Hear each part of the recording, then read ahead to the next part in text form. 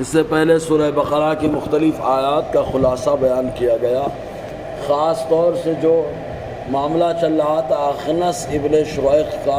جو بڑی لذاجت بڑی باتیں کرتا تھا، بڑی نرم گفتگو کرتا تھا، لیکن اس کے اندر نفاق بھرا پڑا تھا، تو اللہ تبارک و تعالیٰ نے اس کے تعلق سے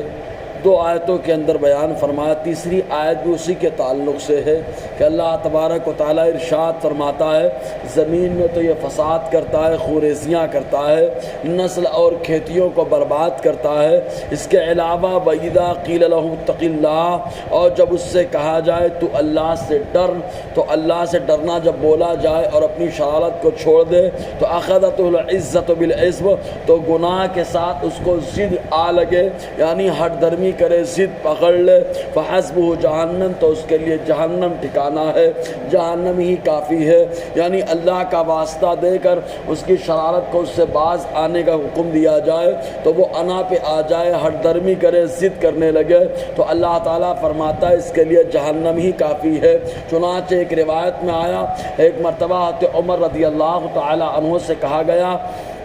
آپ اللہ سے تقوی اختیار کریں۔ حضرت عمر رضی اللہ تعالیٰ فوراً سجدے میں گر گئے اور اللہ تعالیٰ کی وحدانیت کا ذکر کرنے لگے۔ چنانچہ سجدے سے اٹھنے کے بعد جب لوگوں نے آپ سے کہا تو آپ نے ارشاد فرمایا، اللہ تعالیٰ قرآن میں فرماتا ہے کہ جب ان سے کہا جائے اللہ سے ڈرو تو ہٹ درمی پکڑتا ہے تو اس کے لیے جہنم کافی ہے۔ تو ایسی صورت میں میں اللہ کے لیے ڈرتا ہوں، ہٹ درمی میرے اندر نہیں ہے، اسی کے اظہار کے لیے میں سجدہ ریز ہو کر اپنے رب کا ذکر کرتا ہوں۔ تو اخنس ابن شریق کی شرارت شباب پر رہی، اللہ تعالیٰ فرماتا ہے اس کے لیے جہنم کافی ہے۔ وَلَبِئْسَ الْمِہَادُ، اور جہنم بہت برا بچھونا ہے، اس لیے کہ منافقوں کے لیے آیا۔ اللہ تعالیٰ قرآن میں فرماتا ہے اِنَّ الْمُنَافِقِينَ فِي الدَّرْكِ الْأَسْفَلِ مِنَ النَّارِ، منافق جہنم کے سب سے نچلے درجے میں ہوں گے، اور سب سے نچلے درجے میں اس انداز میں کہ حدیث پاک میں یہاں تک آیا کہ وہ جو ہے ایک آگ کی پیٹی میں ان کو قید کیا جائے گا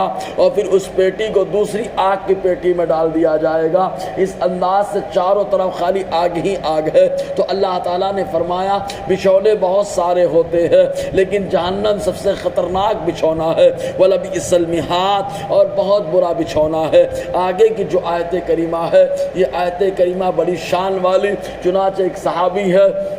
حضور صلی اللہ علیہ وسلم کے جن کا نام صہیب رومی رضی اللہ تعالیٰ عنہ ہے۔ صہیب رومی کا معاملہ ایسا ہوا کہ حضور صلی اللہ علیہ وسلم کی بارگاہ میں مکہ مکرمہ میں آ کر کے ایمان لائے۔ اس کے بعد جب ہجرت فرما کر صحابہ کرام مدینہ طیبہ آ گئے تو یہ بھی سب کچھ چھوڑ چھاڑ کے بہت بڑے کاروباری تھے، چنانچہ تجارت میں ان کا نام چلنے لگا تھا۔ انہوں نے مکہ میں ایک مقام پر اپنے خزانے کو دفنایا اور دفنانے کے بعد حضور صلی اللہ علیہ وسلم کی ملاقات کے لیے مکہ سے مدینہ نکل پڑے ہجرت کرنے کی نیت سے۔ چنانچہ آپ نکلے، کفار نے آپ کو چاروں طرف سے گھیر لیا اور مکے کے باہر پکڑ لیا۔ آپ نے ان کفار سے کہا اگر تم لوگ میرے محبوب سے مجھے ملاقات نہیں کرنے دو گے تو میرے ترکش میں جتنے تیر ہیں ان تیروں سے تمہارا مقابلہ کرتا رہوں گا، یہاں تک کہ تیروں کی انیاں بھی ٹوٹ جائیں اور تیر بھی ختم ہو جائے، پھر میں تلوار سے تم سے مقابلہ کرتا رہوں گا، یہاں تک کہ تلوار ٹوٹ جائے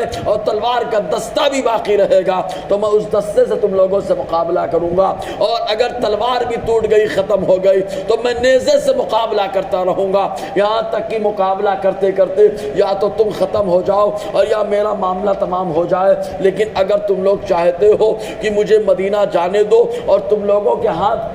کچھ لگ جائے تو مکہ مکرمہ میں ایک جگہ ہے جہاں پر میں نے اپنی پوری زندگی کی کمائی وہاں پر دفنا دیا ہے، اگر تم لوگ چاہو تو وہ دفینہ وہ خزینہ کا پتہ تم کو بتا دیتا ہوں اور تم لوگ جاؤ جا کر کے لے لو اور مجھے میرے محبوب سے مدینہ ملنے جانے دو۔ چنانچہ حضور صلی اللہ علیہ وسلم کے صحابی حضرت صہیب رومی رضی اللہ تعالیٰ عنہ نے خزینہ کا ذکر کیا۔ مکہ کے باشندوں نے کہا تم جا سکتے ہو اور ان لوگوں نے خزینہ کا رخ کیا۔ حضرت صہیب رومی رضی اللہ تعالیٰ مکہ سے مدینہ کی طرف رخ کرتے ہوئے مدینے میں داخلہ ہو رہا تھا، سب سے پہلے ملاقات حضرت ابوبکر صدیق رضی اللہ تعالیٰ عنہ سے ہوئی۔ حضرت ابوبکر صدیق نے فرمایا صہیب مبارک کو کیا شاندار تم نے تجارت کی ہے، تم نے اپنے مال کو دے کر اپنی جان کی حفاظت کی ہے، اللہ تبارک و تعالیٰ قرآن میں تمہاری تعریف کر رہا ہے، تم وہاں پر سودا کر رہے تھے، اللہ تبارک و تعالیٰ یہاں آیت نازل فرما کر تمہاری عظمت کو اجاگر فرما رہا ہے۔